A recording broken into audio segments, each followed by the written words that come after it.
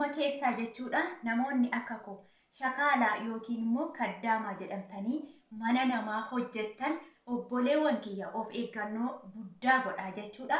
Obboleettii koo tokko kananii baay'ee jaalladhu yookiin baay'ee kabaju jechuudha. Mudannoo ishee mudate namoota kaaniif immoo barumsa ta'a.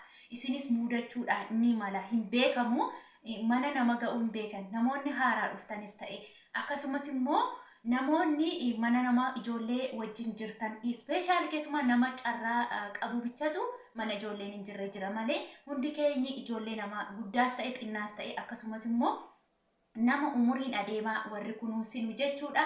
Of eeggannoo guddaa gochuu qabdu.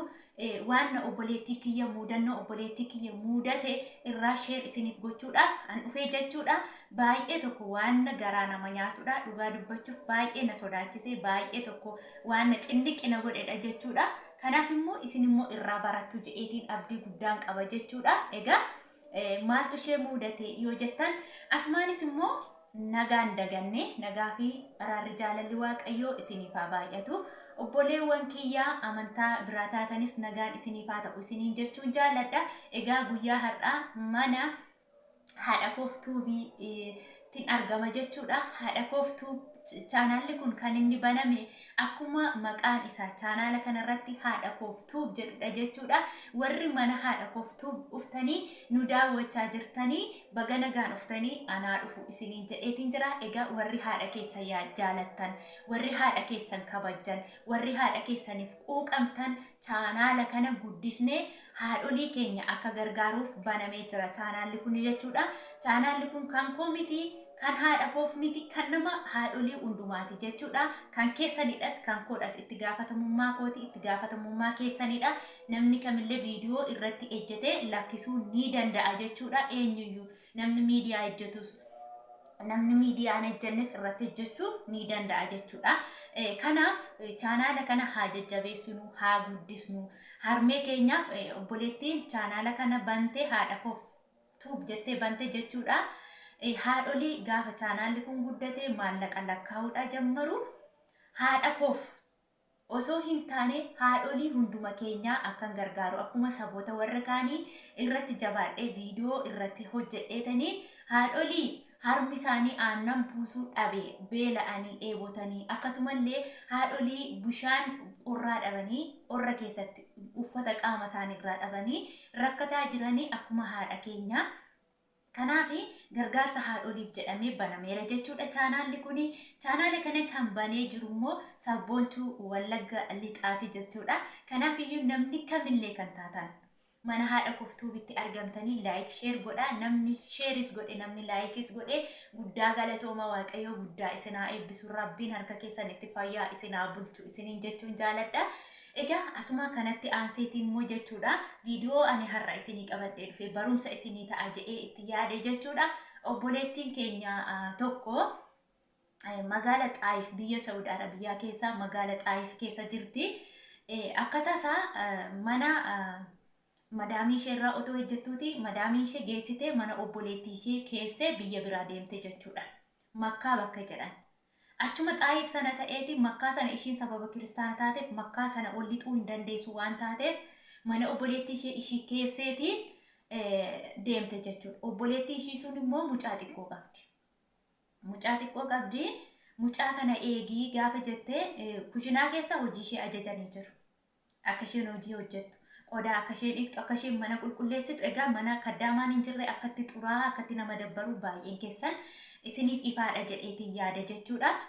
Inna sababa kanaatiin obboleettiin kun jechuudha mucaa sana yaada ishee keessa jira. Mucaan sun Arabiyyaa irra teesseetti jechuudha. Arabiyyaa irra kaahanii saaloonii kaa'aniiru.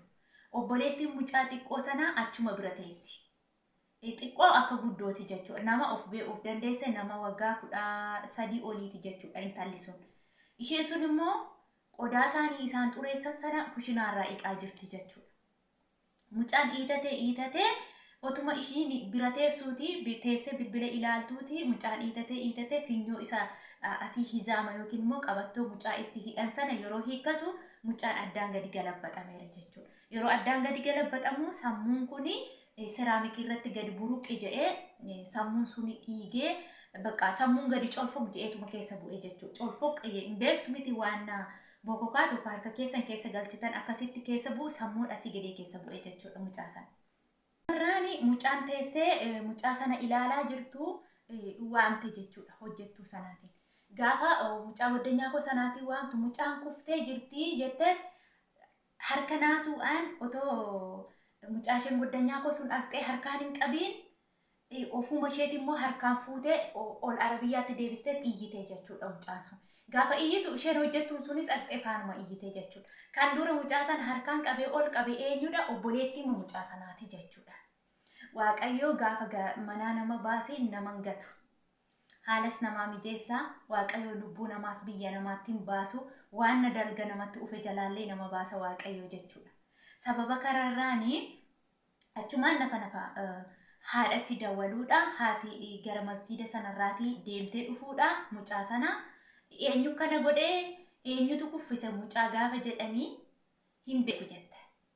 Ishumti mucaa obboleetti ishumti bira teessee mucaan kufe sana hin beeku jette. Eenyu mucaa kana ol qabe hin beeku. Mucaan kun akkamitti kufe hin beeku. Hojjettuu waamna mucaan akkamitti kufe hin beeku. Ani qodaa kushinarraa dhiqaan jira. Isheen immoo mucaa bira jirti. Isheetuyyuu waamee natti hime. Yeroo jettu ani waamee isheetti hin himne. Hin agarreeyyuu. Ani ofii kootiitti shaaworii galeen jira. Mucaa asumatti dhiiseen ofii koo shaaworii galee. Isheen ilaalaa jirtiin se'ee. Isheen sun immoo obboleettiin bira jirti. Isheetu bira jira je'een qodaaf dhiqaan jira. Qodaa xammaranii natti laataniitiin jiru. Jette egaa waaqayyo nama oolchaa. Yerooma sana poolisii waamanii akka waan ofiishii mujirma taate Itoophiyaa gaafa jedhan immoo hin beektu. Poolisoonni dhufuun kabalanii rurrukutanii mucaa sana fudhatanii sokku. Otuma akkasiin jiranii geessanii hospitaala gashanii mucaan lubbuun keessa jira yeroos lubbuun otoo keessa jiruuti hospitaala keessa gashanii mucaa sana cheekii gochuu. Hamma kana gidduutti madaamiin ishii uftee hojjettuu kooti isheen hin gooteetti moo hin kuffisteetti moo hin kuffisne hojjettuu keetti obboleettiin ishee hojjettuun kee mucaa koo nyaatte ka hojjettuun kee mucaa koo akkas goote ka jechuun obbolaan lamaan illee walitti ka'uudha. Poolisoonni immoo hojjettuu sanaatiin rurrukutanii otoo cheekiin godheetu waan tokko hin bariin jechuudha. Waaqa ishee gargaaruu abbaan manaa madaamii ishees poolisiidha jechuudha. Amma hidhaa galuu hin dandeessu hanga waraqanni ishee ufutti. Waraq paaspoortiin ishee iqaamaan ishee manatti hafe. Isheen kan deemteetu mana biraati. Argitanii hojii fittee dalga namatti ufu jechuudha. Achumarraan kaatee yeroo isaan aqiitii iqaamaa ishee fi paaspoortii ishee fidii jedhan hin galcha waan ta'eef mana hidhaa galchamuu hin dandeessu. Hamma eenyummaan kee baramutti jechuudha. Hamma inni fidutti hospitaala irra waaqa ishee gargaaru immoo aqanii mucaa sana raajii kaasanii yeroo ilaalan mucaan kufee kan dura ol qabe kan harkaan qabe obboleettii sanatu irratti mul'ate jechuudha. Ila asirratti dhaggeeffadhaa. Gaafa wanti tokko mana namaatti ta'u namni yoo dhukkubsatee du'es yoo gaggabee du'es yoo mucaan kuftes wanta hamaa yoo ta'e ilaalaa harkaan hin qabina. Nuti gara laafna dafnee waa tokko qabnee deebisuutti fiigna jechuudha. Garaa waan laafnuuf anamma yoo mucaan tokko na bira kufte haadha birra tarbee haadha irra tarkaanfadhee handursee harkaan qabu anaa jechuudha. Maaliif kun immoo garaa laafina nuti qabnu jechuudha. Seerri immoo ashaaraan sirratti mul'annaan immoo akka namuma dura qabeetu ajjeese jedhama jechuudha. Otoo du'eera ta'eetu mucaan sun nama mucaa sana dursee harkaan qabe. Namni tokko du'ee jira yoo ta'e poolisii irraan ala namni tokko yoo harkaan qabe namni sun ofii yoo du'eeyyuu isa harkaan qabe sanatu itti gaafatama jechuudha. Kanaafiyyuu namoonni haaraas taatan namoonni eessattuu taanaan namni tokko gaafa kufee argame gaafa gaggabee argame gaafa du'ee argame itti waamaa malee harkaan hin qabina. Fooqii irraayyuu gadaa kufu. Fira keeyyuu haa ta'u alagaayyuu haa ta'u eenyuyyuu haa ta'u namni dalga hojii dalgaa ni jedhan isa kana jechuudha. Fittee ni jedhan isa kana jechuudha. Yaa waaqayyo na oolchi ni jedhanis isa kana jechuudha. Kanaafi waaqayyo lubbuu obboleettii kanaa eegu keessuma keessaa biyya Saa'udii kanatti murtoon namatti murtaa'u murtoo du'aati. Murtoon du'aa akkaataa itti isaan nama ajjeesan gajaraatiin qat godhanii lamatti baasu jechuudha. Akka jiizaara qat godhan jechuudha. Kanaafuu waan kanarraati obboleewwan kiyya gaafa namni tokko waa tokko isin biratti ta'e ittiin siqina irraa fagaadhaa itti waama eenyuyyuu haa ta'u jechuudha barumsa isiniif haa ta'u kanumaan kan ka'e ashaaraan sun ka'ame mucaan suni ana miti jettee achumaan manumatti deebisanillee dhugaatu mana hidhaas isheen galchine oma tokkollee isheen goone ashaaraan sun obboleettiitti baase isheen sun harkaanillee hin qabne waaqa ishee gargaaru otoo naatee kaatee aqxee harkaan qabdeetti ta'ellee kan dhugaa baasu waaqayyoodha dhugaan ishee ba'ee akkasittiin namni tokko yeroo sana bilbilallee qabu namni tokkollee nan argu ture ani mana hidhaa keessatti asumatti du'a haati koo bu'aa hafti turtee jette seenaa kana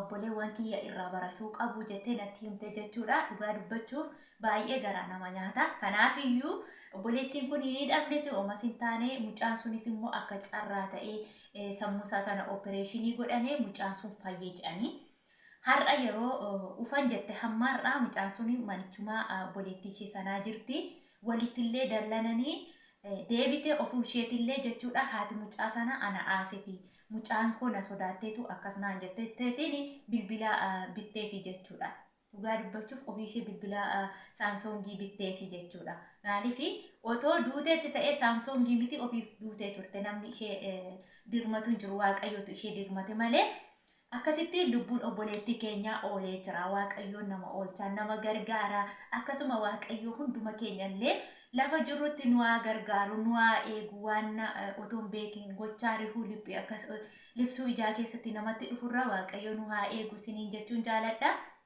irrattis immoo barumsa isinii ta'a isinis irraa of eeggadhaa isiniin jedha egaa warri chaanaala kanaaf haaraa taatan hundi keessanillee laayik otoon godhiin biran darbiinaa warri laayik gootan immoo eebbifamaa waaqayyo guddaa isinaa eebbisuu jiraadhaa galateewwan isiniin jedha turtii biraan gaafa walitti deebinu gaafa chaanaalli kun guddate irratti immoo harmoolii keenya gargaarree irraa argannu immoo waaqayyo nama gaafasii nu haa taasisu nu haa gargaaru galatoomaa isinis warri viidiyoo kana daawwattan warri laayik gootan warri sheer gootan warri sabskiraayib gootan hundi marti keessan galatoomaa isiniin jedha turtii gaarii